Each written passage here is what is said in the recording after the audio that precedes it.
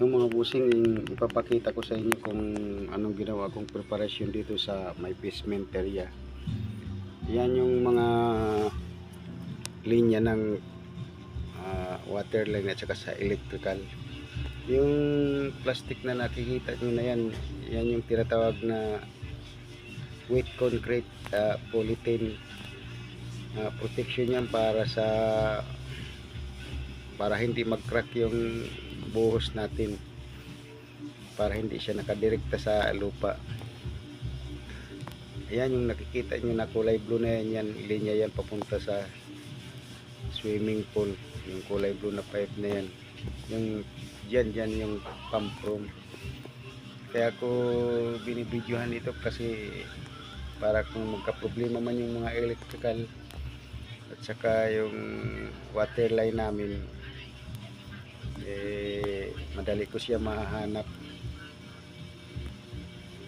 Yan, mapapansin nyo lahat may plastic siya. Yan yung tinatawag na wet concrete polythene protection para hindi mag-crack yung buhos. Pero sa ngayon naka-tiles na to. Let upload nga lang ako. Itinalis ko na to at saka lahat may partition na yan, halos patapos na to pinturahan sa baba.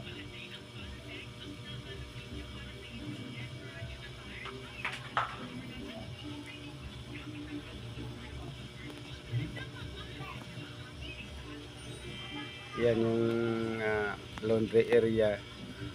Tapos yung may kulay blue na pipe na yan, yan din yung pump room papunta sa swimming pool. Apat kasi yung swimming pool nito eh. Pero sa ngayon tapos ko na ito i-tiles lahat, halos patapos na nga ito pinturahan eh. Yan, medyo nalit lang yung upload ko dito kasi hindi ko ito pinakita nung una. Ito naman yung kwarto ng mga trabahador dito sa kanan. Yan yung sa CR yan. CR para sa mga bisita.